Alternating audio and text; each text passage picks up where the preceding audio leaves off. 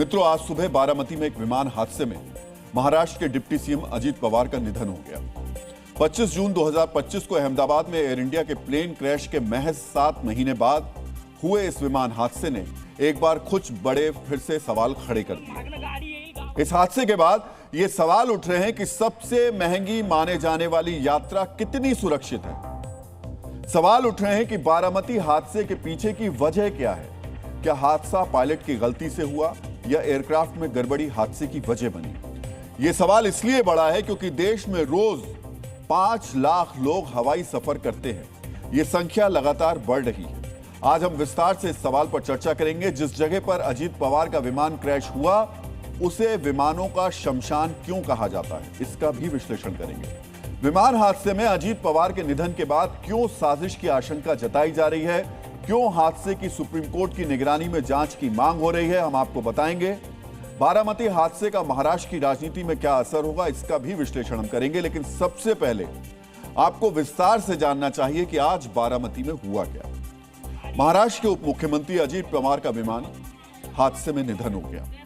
आज सुबह 8:44 पर बारामती एयरपोर्ट पर लैंडिंग के दौरान उनका चार्टर्ड प्लेन क्रैश हो गया।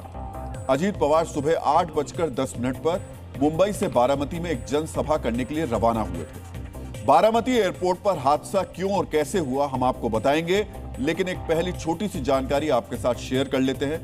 मित्रों, हवाई यात्रा को दुनिया में सबसे सुरक्षित माना जाता है। 8,80,000 उड़ानों में एक हादसे की आशंका होती है। 1,67,00,000 उड़ानों में एक घातक हवाई हादसा होने की आशंका होती है। समय की बचत और यात्रा में हादसे की आशंका बहुत कम। फिर भारत में पिछले 7 महीने में ही दूसरी बार घातक हवाई हादसा क्यों हुआ, इस पर हम विस्तार से चर्चा करेंगे। पहले जानते हैं आज सुबह 8:44 पर बारामती में क्या हुआ था। हादसे के चंद सेकंड पहले का एक सीसीटीवी वीडियो सामने आया है, जिसे बहुत गौर से देखिए। वीडियो में दिखाई दे रहा है कि विमान हादसे से पहले हवा में ही टेढ़ा हो गया था, यानी एयरक्राफ्ट आउट ऑफ कंट्रोल हो गया था। लैंडिंग से पहले विमान पर पायलट्स का कंट्रोल नहीं रह गया था। एक बार हम आपको ये तस्वीर दिखाना चाहेंगे। ये देखिए, ये विमान आपको जाता हुआ नजर आ रहा है इस वक्त यहाँ पर, और ये विमान किस तरीके से ऐसे तिरछा हो गया है। फिर से एक बार इसको देखेंगे और उसके बाद ही ये क्रैश किया। एक बार फिर से इस विमान को देखिए, जब ये आ रहा था, ये देखिए, तो जब गिरते हुए ये इस तरीके से रहा, इसका मतलब इसके पायलट का कंट्रोल इसके ऊपर से हट चुका था। अब आपको हादसे के बाद की एक तस्वीर और देखनी चाहिए ताकि आप समझ सकें कि महज 600 मीटर का फासला कितना भारी पड़ गया। सिर्फ 600 मीटर का फासला। अब आप इस तस्वीर को भी ध्यान से देखिए। ये बारामती जो स्टेशन है उसकी ये एयर स्ट्रिप है और जो हवाई अड्डा है उसकी स्ट्रिप, और ये वो जगह है जहां पर यह विमान हादसा हुआ। इसके बीच की जो दूरी है, ये जो डिस्टेंस है, सिर्फ 600 मीटर है। अगर ये प्लेन सही तरीके से यहां तक आ जाता तो शायद आज कुछ और होता। शुरुआती रिपोर्ट्स के मुताबिक बारामती में आज सुबह कोहरे के कारण विजिबिलिटी कम थी। पायलट्स ने बारामती एयरपोर्ट के रनवे 11 पर लैंडिंग की कोशिश की। कोहरे के कारण उन्हें रनवे नहीं दिखाई दिया। दोनों पायलट्स ने प्लेन दोबारा ऊपर ले लिया। दूसरी बार विमान फिर रनवे की ओर आया। पायलट ने बताया कि अब उसको रनवे दिखाई दे रहा है। इसके बाद विमान को लैंडिंग की अनुमति दी गई। करीब 8:43 पर विमान का संपर्क टूट गया और विमान रनवे से पहले ही हादसे का शिकार हो गया। मित्रों, हादसा कहां हुआ है, वहां स्थिति क्या थी, इसे समझने के लिए आपको बारामती की हवाई पट्टी से हमारी यह रिपोर्ट ध्यान से देखनी चाहिए।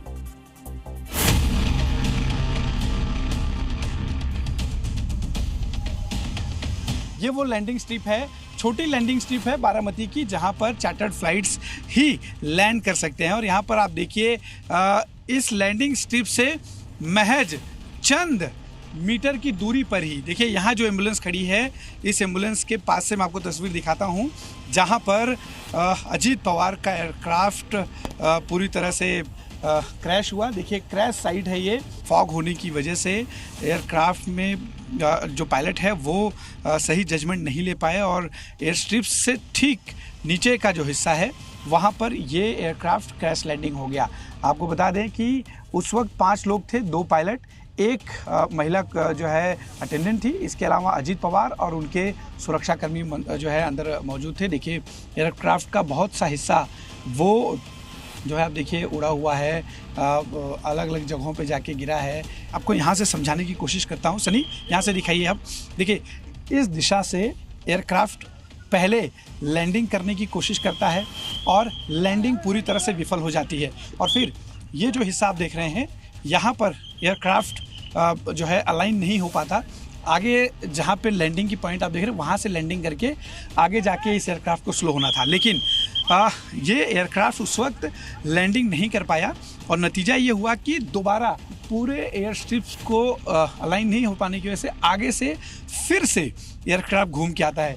ये जो पूरा चक्कर राउंड मारता है एयरक्राफ्ट, उसी दौरान जो जगह हम दिखा रहे थे वहाँ पर जो है ये हादसा होता है। प्रसिद्ध लेखक अलेक्जेंडर चेज ने कहा है कि हवाई यात्रा अमरता के भ्रम और मृत्यु की वास्तविकता के बीच झूलने का रोमांचकारी अनुभव है। मित्रों, क्या यह रोमांचकारी अनुभव भारत में सुरक्षित भी है? आज एक बार फिर सवाल यही है। सीसीटीवी कैमरे में प्लेन क्रैश के बाद धमाके के साथ आग की लपटें और धुआं उठता दिखाई दे रहा है। जमीन पर गिरते ही प्लेन में धमाका हुआ।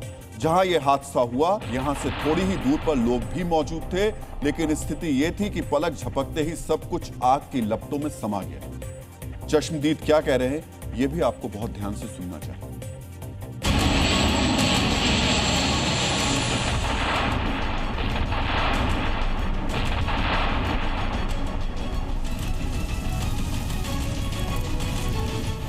एयर ट्रैप पे उतरेगा ऐसा लगा, उतर रहा है, लेकिन क्रैप हुआ और उसके बाद स्फोट हो गया उसका जबरदस्त। स्फोट होने के बाद वो हम देखने आए, पहले देखा तो उसको आग लगी थी पूरे प्लेन को, और उसके बाद 4-5 स्फोट हो गया वो मान लो उसका, और उसके बाद बहुत लोग आ गए और उसने निकालने की कोशिश की, लेकिन बड़ी आग लगी, उसके कारण कोई मदद नहीं कर सकता।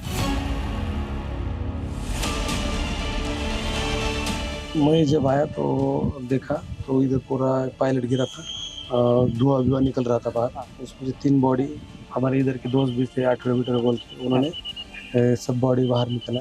मैं आने के बाद मैं 3 बॉडी के लिए हाथ लगाया, ऊपर बॉडी लेके आया मैं। मित्रों, एविएशन से जुड़ी अंतर्राष्ट्रीय रिपोर्ट के मुताबिक हवाई हादसे में पैसेंजर्स के जीवित रहने की औसत दर 95% है। यानी हादसा हुआ तो 100 में से 95 लोग जीवित बच सकते हैं। गंभीर दुर्घटनाओं में पैसेंजर्स के बचाने की संभावना 80% होती है, यानी 100 में से 80 लोग जीवित बच सकते हैं। लेकिन बारामती में जो हादसा हुआ उसमें जीवित विमान में सवार सभी 5 लोगों की जान चली गई। विमान में अजीत पवार के साथ कैप्टन सुमित कपूर, कैप्टन शंभावी पाठक, फ्लाइट अटेंडेंट पिंकी माली और अजीत पवार के सिक्योरिटी अफसर विदीप जाधव भी सवार थे। हादसे में इनमें से कोई भी नहीं बचा। सवाल यह है, जब हवाई यात्रा को इतना सुरक्षित माना जाता है तो भारत में होने वाले हादसे में जनहानि क्यों हो रही है? क्या सुरक्षा मानकों के साथ खिलवाड़ हो रहा है? क्या लापरवाही हो रही है? डीएनए मित्रों, यहां 2 बड़े सवाल हैं। पहला सवाल तो यह, क्या पायलट की गलती की वजह से यह हादसा हुआ? इस सवाल का जवाब ब्लैक बॉक्स की जांच के बाद मिलेगा। हमें यह भी समझना होगा कि पायलट की भी मौत हुई है। और दूसरा सवाल यह कि क्या इस प्लेन में ही कोई गड़बड़ी थी? मित्रों, अजीत पवार जिस प्लेन में सफर कर रहे थे वो बॉम्बार्डियर एरोस्पेस का लीयरजेट 45 था। यह विमान 2 पायलट्स के अलावा 9 पैसेंजर्स और क्रू मेंबर्स को ले जाने में सक्षम है। यह प्लेन एक बार में 3700 किलोमीटर तक की दूरी तय कर सकता है। आसमान में 900 किलोमीटर प्रति घंटे की रफ्तार से उड़ान भरता है। अधिकतम 51,000 फीट की ऊंचाई पर उड़ान भरता है। लीयरजेट 45 को आमतौर पर प्राइवेट जेट और एयर एम्बुलेंस के तौर पर इस्तेमाल किया जाता है, लेकिन यहां आपको यह भी जानना चाहिए कि आसमान में लीयरजेट 45 का इतिहास काफी दागदार रहा है।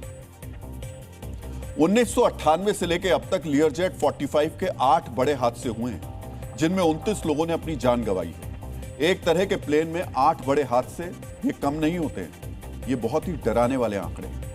और इसीलिए विमान के साथ साथ इसे ऑपरेट करने वाली कंपनी भी अब सवालों के घेरे में। अजीत पवार जिस जेट से सफर कर रहे थे उसे दिल्ली की VSR वेंचर्स प्राइवेट लिमिटेड नाम की कंपनी ऑपरेट करती है। लेकिन एक चौंकाने वाला तथ्य यह है कि 2.5 साल पहले यानी सितंबर 2023 में इसी कंपनी का लियर जेट 45 विमान मुंबई एयरपोर्ट पर हादसे का शिकार हुआ था। भारी बारिश की वजह से विमान रनवे से फिसल गया था और विमान के 2 टुकड़े हो गए थे। हालांकि इस हादसे में किसी की जान नहीं गई थी। मित्रों, कंपनी वही, विमान का मॉडल वही और अंजाम भी वही, क्रैश। ऐसे में सवाल उठना लाजमी है, लेकिन जब वीएसआर वेंचर्स के डायरेक्टर वीके सिंह से ये सवाल किए गए तो उन्होंने बिना जांच के ही खुद को clean chit they the. Pilot will carry out a missed approach in case if he is not comfortable to land on the runway. The aircraft was very well maintained.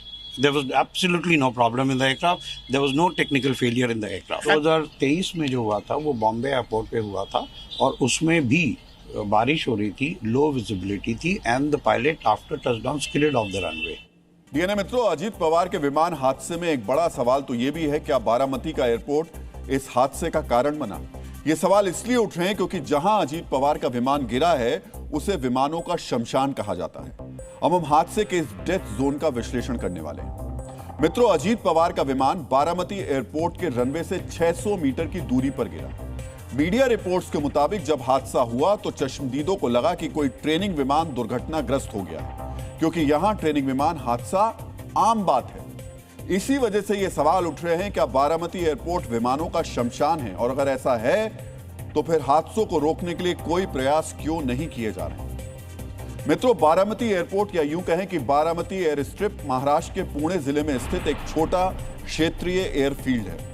यह मुख्य रूप से पायलट ट्रेनिंग और private या chartered flights के लिए इस्तेमाल होता है। लेकिन बीते कुछ वक्त में यह विमान हादसों का हॉटस्पॉट यानी केंद्र बन गया है। इसे विमानों का शमशान कहने के पीछे कुछ ठोस कारण है।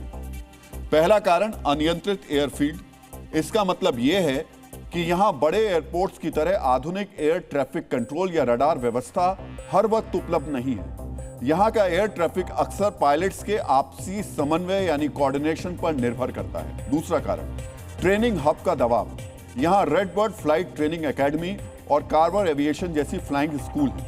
आसमान में यहां आमतौर पर नौसिखिए पायलट्स दिखाई देते हैं, जिसकी वजह से यहां का एयर स्पेस खतरनाक बन जाता है। तीसरा कारण, खराब विजिबिलिटी और मौसम। बारामती के पठारी इलाकों में सर्दियों के मौसम में घना कोहरा रहता है, जिसकी वजह से अचानक विजिबिलिटी कम हो जाती है। आज के हादसे में खराब विजिबिलिटी को ही बड़ी वजह माना जा रहा है। मित्रों, आप ये सोच रहे होंगे कि देश के कई एयरपोर्ट्स पर कम विजिबिलिटी में भी लैंडिंग हो जाती है।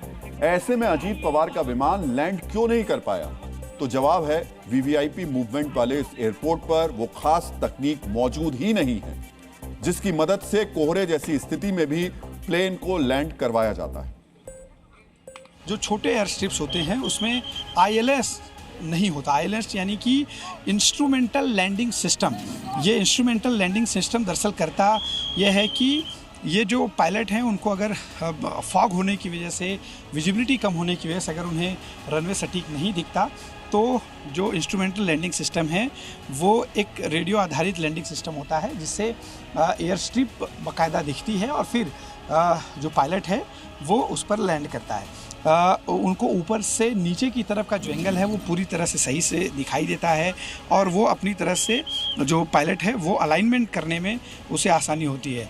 पायलट को आंखों से रनवे पहचानना और अलाइन करना आसान हो जाता है जब जो है इंस्ट्रूमेंटल लैंडिंग सिस्टम का उपयोग होता है। लेकिन चूंकि ये छोटा रनवे है, एक छोटा एयर स्ट्रिप है जहाँ पर बड़े पैमाने पर जो है फ़्लाइटें नहीं आती, सिर्फ जो प्राइवेट जेट या फिर जो है हेलीकॉप्टर्स ही यहाँ पर उतरते हैं, तो ऐसे सिचुएशन में यहाँ पर विजिबिलिटी अभी जो प्राथमिक तौर पे माना जा रहा है कि विजिबिलिटी कम होने की वजह से, सुबह का समय था, कोहरा होने की वजह से जो पायलट है उसे एयर स्ट्रिप पूरी तरह से दिखाई नहीं दी और क्रैश लैंडिंग यहाँ पर हुई।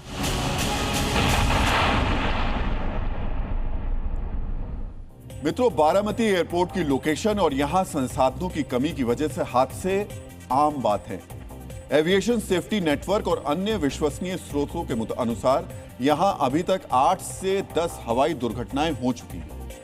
9 अगस्त 2025 को लैंडिंग के दौरान ट्रेनिंग विमान का आगे का चक्का अलग हो गया। 22 अक्टूबर 23 को बारामती के पास ट्रेनिंग विमान की इमरजेंसी लैंडिंग करवानी पड़ी। विमान एयरफील्ड पर पलट गया। 19 अक्टूबर 2023 को टेक ऑफ के दौरान ट्रेनिंग विमान क्रैश हो गया। 25 जुलाई 2022 को उड़ान के दौरान एक और ट्रेनिंग विमान क्रैश हो गया। 7 जून 2022 को ट्रेनिंग विमान के हार्ड लैंडिंग करवानी पड़ी, जिससे विमान का अगला हिस्सा टूट गया। 5 फरवरी 2019 को बारामती के पास एक ट्रेनिंग विमान को सड़क पर क्रैश लैंड करवाना पड़ा। 14 मार्च 2008 को एयरपोर्ट के दक्षिण में नीरा नदी में एक विमान क्रैश हो गया। मित्रों, एक ही जगह पर बार बार विमानों का क्रैश होना संयोग नहीं हो सकता, ये एक फेलियर है। अभी तक इतने ट्रेनिंग विमान क्रैश हो चुके हैं, लेकिन किसी की नींद नहीं खुली और आज आखिरकार बड़ा हादसा हो गया। मित्रों, बारामती एयरपोर्ट इतना खतरनाक क्यों है, इसकी पड़ताल ग्राउंड जीरो से हमारे संवाददाता अश्वनी पांडे ने भी की। ये पूरी रिपोर्ट आपको बहुत ध्यान से देखनी चाहिए। इस वक्त मैं रनवे के उस हिस्से पर हूं जहां पर बाकायदा लैंडिंग होती है। ये जो पट्टी आप देख रहे हैं वाइट कलर की, यहीं पर जो भी एयरक्राफ्ट यहाँ आते हैं चार्टर्ड, वो यहीं पर लैंडिंग करते हैं। लेकिन आप थोड़ा सा जब आगे की तरफ देखेंगे तो आगे का जो हिस्सा है वो कुछ उठा हुआ सा है, यानी कि ऊंचाई है। यहाँ से लैंडिंग करने के बाद जब एयरक्राफ्ट आगे की तरफ जाता है, थोड़ा सा ऊंचा वाला हिस्सा है। लैंडिंग स्ट्रिप बनाई गई है, ये एक तरह से टेबल टॉप है। इसके नीचे जैसे हम इस तरफ जाके देखते हैं तो नीचे काफ़ी जो है ढलान है। लोग एकदम टेबल टॉप पे हैं और नीचे देखिए काफ़ी ढलान है। और इसी ढलान से बचने के लिए पायलट ने पहले तो यहाँ पे लैंडिंग करनी चाहिए, लेकिन फॉग ज़्यादा होने की वजह से वो लैंडिंग नहीं कर सका। पूरी तरह से राउंड मारता हुआ पायलट वापस जब वहाँ पर पहुँचा, तब तक फ्लाइट काफ़ी नीचे हो चुकी थी। वो ये समझ नहीं पाया कि लैंडिंग का जो पॉइंट है वो दरअसल वहाँ नहीं और आगे की तरफ है। वह यही जो है वो सबसे बड़ी खामी इस एयर स्ट्रिप की है। बारामती एयरपोर्ट में इतने ट्रेनिंग विमान क्रैश होते हैं कि इसे ट्रेनिंग क्रैश कैपिटल कहा जाता है। लेकिन मित्रों, देश में एकलौता खतरनाक एयरपोर्ट नहीं है। अब आपको हम ऐसे एयरपोर्ट्स का नाम बताने जा रहे हैं जो खतरनाक एयरपोर्ट्स की श्रेणी में आते हैं। इसमें पहला नाम है मैंगलोर एयरपोर्ट का। टेबल टॉप रनवे की वजह से एयरपोर्ट काफी खतरनाक है। मित्रों, टेबल टॉप रनवे यानी रनवे खत्म होते ही गहरी खाई है। 2010 में एयर इंडिया एक्सप्रेस फ्लाइट 812 यहां दुर्घटनाग्रस्त हो गई थी। हादसे में 158 लोगों की जान चली गई थी। इसी तरह कोझिकोड एयरपोर्ट भी टेबल टॉप रनवे की वजह से खतरनाक की श्रेणी में आता है। 2020 में एयर इंडिया एक्सप्रेस फ्लाइट 1344 हादसे का शिकार हो गई थी, जिसमें 21 लोगों की मौत हुई थी। मित्रों, इम्फाल एयरपोर्ट को भी काफी खतरनाक माना जाता है। पहाड़ों के बीच स्थित इस एयरपोर्ट के आसपास मौसम अचानक बदलता है, जिससे पायलट्स को काफी दिक्कतों का सामना करना पड़ता है। 1991 में यहां हादसे में 69 लोगों की जान चली गई थी। 11,000 फीट की ऊंचाई पर बने लेह एयरपोर्ट को भी खतरनाक माना जाता है, हालांकि यहां कोई बड़ा हादसा नहीं हुआ। मित्रों, एक धारणा है कि हवाई यात्रा सबसे सुरक्षित होती है, इसमें हादसों की संभावना सबसे कम होती है। इसके आंकड़े हमने आपको विश्लेषण की शुरुआत में भी बताए, लेकिन जब बात छोटे विमानों की हो तो यह धारणा क्यों गलत साबित हो जाती है, आज हम एविएशन सेक्टर के इसी पहलू का विश्लेषण करने वाले हैं। लेकिन सबसे पहले आपको कुछ हार्ड फैक्ट्स दिखा देते हैं। AAIB यानी एयरक्राफ्ट एक्सीडेंट इन्वेस्टिगेशन ब्यूरो के अनुसार जुलाई 2012 से नवंबर 2025 तक कुल 112 एक्सीडेंट और 128 सीरियस इंसिडेंट्स की जांच हुई। एक रिपोर्ट के मुताबिक देश में सालाना 10 से 15 छोटे विमान दुर्घटनाग्रस्त होते हैं। ग्लोबल ट्रेंड्स भी यही कहते हैं कि जनरल एविएशन यानी प्राइवेट यूज में इस्तेमाल किए जाने वाले छोटे विमानों में जानलेवा हादसों की दर कॉमर्शियल विमानों से 10 से 50 गुना ज्यादा होती है। लेकिन सवाल है, ऐसा होता क्यों है? क्या छोटे विमानों में सफर कर रहे लोगों की जान कॉमर्शियल फ्लाइट्स में सफर करने वाले लोगों से सस्ती है? क्या छोटे विमानों के संचालन का स्तर भी कॉमर्शियल फ्लाइट्स जैसा नहीं होना चाहिए? आखिर दिक्कत आ कहां रही है? क्यों ऐसा हो रहा है?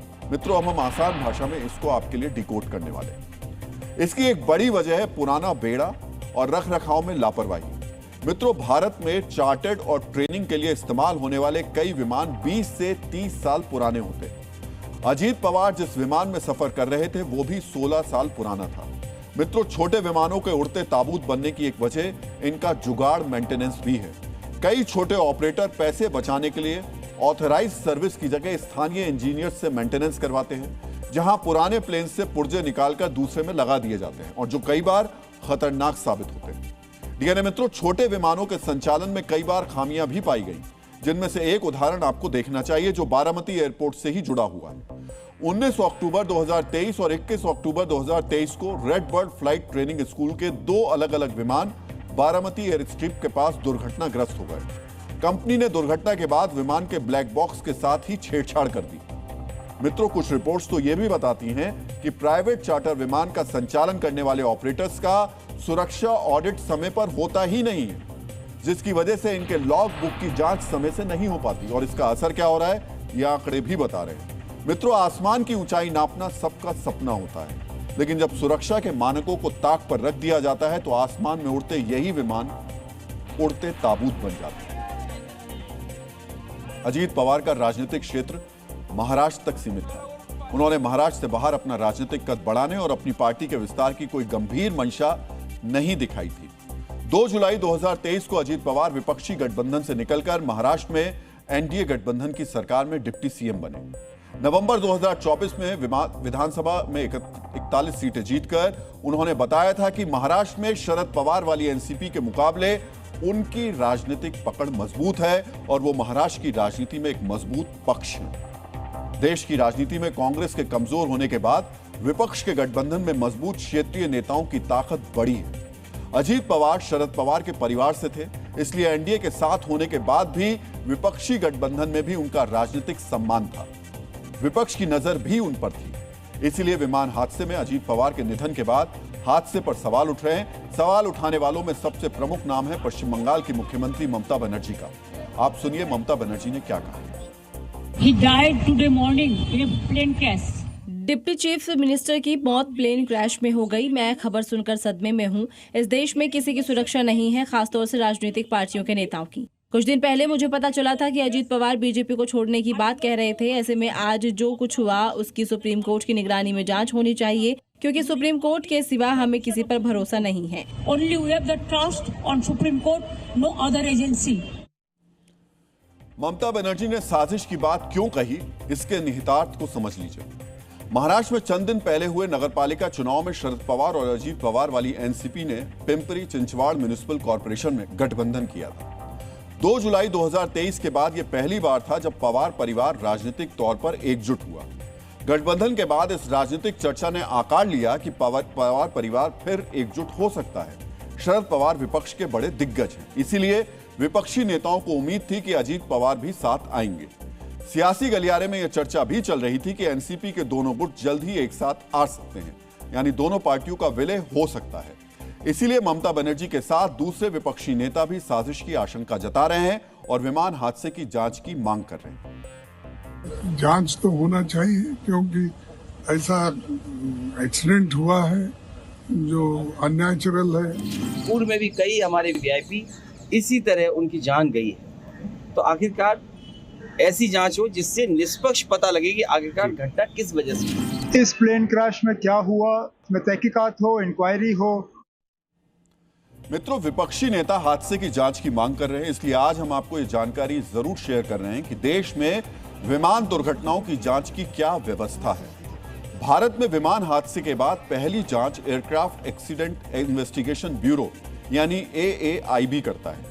AAIB सभी पक्षों जैसे एयरलाइन, पायलट, एयरपोर्ट अथॉरिटी से बात कर जांच को आगे बढ़ाता है। शुरुआती जांच के बाद AAIB जांच के लिए एक्सपर्ट्स की कमेटी बनाता है। यह कमेटी साइट के सर्वेक्षण, ब्लैक बॉक्स के विश्लेषण, गवाहों के बयान, मौसम रिपोर्ट, मेंटेनेंस रिकॉर्ड्स की जांच के बाद फाइनल रिपोर्ट तैयार करती है। DGCA यानी directorate general of civil aviation भी हवाई हादसे की जांच कराता है। एयरक्राफ्ट एक्सीडेंट इन्वेस्टिगेशन ब्यूरो की फाइनल रिपोर्ट के बाद DGCA आगे की कार्रवाई करता है। सिविल एविएशन मिनिस्ट्री जांच पर नजर रखती है। जरूरी होने पर हवाई हादसे की जांच दूसरी एजेंसियों से भी कराई जाती है। बारामती हादसे में एयरक्राफ्ट एक्सीडेंट इन्वेस्टिगेशन ब्यूरो ने अपनी जांच शुरू कर दी है। इसी बीच शरद पवार ने एक बहुत बड़ी बात कही है। उन्होंने कहा है कि बारामती में जो हुआ वो हादसा है। महाराष्ट्र ने आज एक काबिल लीडर खो दिया। जो नुकसान हुआ है उसकी भरपाई नहीं हो पाएगी। मैं आज मीडिया के सामने नहीं आने वाला था, लेकिन कुछ जगह ऐसी बातें कही गई कि इस हादसे के पीछे कुछ पॉलिटिक्स है। इसमें कोई पॉलिटिक्स नहीं है, ये बस एक हादसा है। प्लीज इसमें पॉलिटिक्स ना लाएं। शरद पवार परिवार के मुखिया हैं। वो साफ साफ कह रहे हैं कि बारामती में जो हुआ वो हादसा है, इसमें राजनीति नहीं की जाए। लेकिन उन्हीं की पार्टी के बड़े नेता जयंत पाटिल ने जो कहा वो इससे अलग है। जयंत पाटिल ने कहा कि हाल के दिनों में ये बात हुई थी कि एनसीपी के दोनों पक्षों को मिलकर चुनाव लड़ना चाहिए। अजीत पवार चाहते थे कि दोनों पार्टियां एक साथ आएं और इसे लेकर हाल में मीटिंग भी हुई थी। यानी शरद पवार की पार्टी और अजीत पवार की पार्टी के बीच बैठक हुई थी और दोनों दलों के साथ आने की चर्चा भी होने लगी। जयंत पाटिल ने सवाल उठाया कि दुर्घटना एयर स्ट्रिप से बाहर क्यों और कैसे हुई। जयंत पाटिल ने कहा कि हादसा इत्तेफाक नहीं है, इसकी जांच होनी चाहिए। हालांकि इस घटना में साजिश वाली थ्योरी बताने वालों को महाराष्ट्र के मुख्यमंत्री देवेंद्र फडणवीस ने भी जवाब दिया। मुझे इस बात का बहुत दुख है कि आज हम लोग किस कगार पर खड़े हैं कि किसी के मौत पर भी इस प्रकार की गंदी और ओछी राजनीति की जाती है। मुझे बहुत दुख है कि ममता दीदी जिस प्रकार से राजनीति में नीचे के स्तर पर जा रही है, ये अपने आप में बहुत ही दुखदाई है, बहुत ही गलत है। अजीत पवार 1982 से यानी 44 साल से महाराष्ट्र की राजनीति में सक्रिय थे। 1991 में वो पहली बार बारामती से सांसद बने। वो 6 बार महाराष्ट्र के डिप्टी सीएम रहे। पहली बार 2010 में कांग्रेस एनसीपी की सरकार में अजीत पवार डिप्टी सीएम बने थे। जुलाई 2023 में शरद पवार से बगावत के बाद एनसीपी का चुनाव चिन्ह घड़ी भी अजीत पवार को ही मिला था। छगन भुजबल, प्रफुल्ल पटेल, सुनील तटकरे जैसे दिग्गज नेता शरद पवार का साथ छोड़कर अजीत पवार के साथ आ गए थे। पहले विधानसभा चुनाव और फिर नगर पालिका चुनाव में अजीत पवार ने महाराष्ट्र में अपनी मजबूत पकड़ दिखाई थी। अब अजीत पवार के निधन के बाद बड़ा सवाल यह है कि उनकी पार्टी का नेतृत्व कौन करेगा। यह सवाल इसलिए है क्योंकि अजीत पवार के साथ आए नेता किसी विचारधारा के बंधन में एकजुट नहीं हुए थे। उन्हें एकजुट किया था अजीत पवार के प्रभावशाली व्यक्तित्व और सत्ता के सम्मोहन ने। अब अजीत पवार नहीं रहे, इसलिए यह सवाल है कि अब पार्टी को एकजुट कौन करेगा। इस सवाल पर चर्चा से पहले अजीत पवार के राजनीतिक ताकत को भी समझ लीजिए। वो महाराष्ट्र के सहकारी क्षेत्र में मजबूत पकड़ रखते थे। उनकी सियासी ताकत का सबसे ज्यादा असर पश्चिम महाराष्ट्र में था। यहां पुणे, बारामती, सतारा, सांगली, कोल्हापुर, सोलापुर और सतारा में अजीत प्रभावशाली थे। मराठा वोटर्स पर उनकी मजबूत पकड़ थी। अल्पसंख्यक मतदाताओं का एक हिस्सा भी अजीत पवार के साथ था। आज के राजनीतिक गणित के हिसाब से अजीत पवार वाली एनसीपी ऐसी राजनीतिक ताकत है जो महाराष्ट्र में हर गठबंधन के लिए जरूरी है। फिलहाल वो बीजेपी के साथ हैं, इसलिए प्रश्न बीजेपी के लिए भी है, क्या अजीत पवार के बाद एनसीपी एकजुट रहेगी? दरअसल अजीत पवार के साथ आए नेताओं की राजनीतिक महत्वाकांक्षा असीमित है। चुनाव आयोग ने बेशक अजीत पवार की पार्टी को मूल एनसीपी माना था, लेकिन महाराष्ट्र की राजनीति में बरगद जैसी शख्सियत रखने वाले शरद पवार की छत्रछाया से अजीत पवार महज 3 साल पहले बाहर निकले थे। उनकी पार्टी अभी नई थी, इसलिए यह सवाल बड़ा हो जाता है कि अजीत पवार की विरासत कौन संभालेगा। अजीत पवार के परिवार के 2 सदस्य सक्रिय राजनीति में हैं, पत्नी सुनेत्रा पवार और बेटे पार्थ पवार। सुनेत्रा पवार 2024 में राज्यसभा की सदस्य बनी और उनके बड़े बेटे पार्थ पवार 2019 में मावल लोकसभा सीट से चुनाव लड़े थे। सुनेत्रा पवार के पास महज 2 साल का राजनीतिक अनुभव है। वहीं पार्थ पवार अब तक कोई चुनाव नहीं जीते हैं। अजीत पवार के एनसीपी में प्रफुल्ल पटेल बड़े नेता हैं। अजीत पवार ने प्रफुल्ल पटेल को पार्टी का राष्ट्रीय कार्यकारी अध्यक्ष बनाया, लेकिन महाराष्ट्र में जमीन पर उनकी मजबूत पकड़ नहीं है। सुनील तटकरे का संगठन कौशल परखा हुआ है। वो एनसीपी के प्रदेश अध्यक्ष हैं, यानी पार्टी को वो संभाल सकते हैं, लेकिन पार्टी के दूसरे गुट उनका नेतृत्व स्वीकार करेंगे, इसमें संदेह है। धनंजय मुंडे बड़े नेता है। मराठवाड़ा में उनकी मजबूत पकड़ भी है, लेकिन उनके पास संगठन चलाने का अनुभव नहीं है। छगन भुजबल ओबीसी के बड़े नेता हैं। महाराष्ट्र के डिप्टी सीएम रहे हैं, लेकिन एनसीपी के दूसरे नेता छगन भुजबल का नेतृत्व स्वीकार करेंगे, इसमें भी संदेह है। इसीलिए सहानुभूति फैक्टर को ध्यान में रखते हुए सुनेत्रा पवार को अगर एनसीपी की कमान दी जाती है तो फिलहाल पार्टी एकजुट रहेगी, लेकिन सुनेत्रा पवार की पार्टी पर पकड़ उतनी मजबूत नहीं है जितनी अजीत पवार की थी। ऐसे में पार्टी के दूसरे महत्वाकांक्षी नेता थोड़े समय बाद अलग रास्ता अपना सकते हैं या फिर शरद पवार की पार्टी में वापस लौट सकते हैं।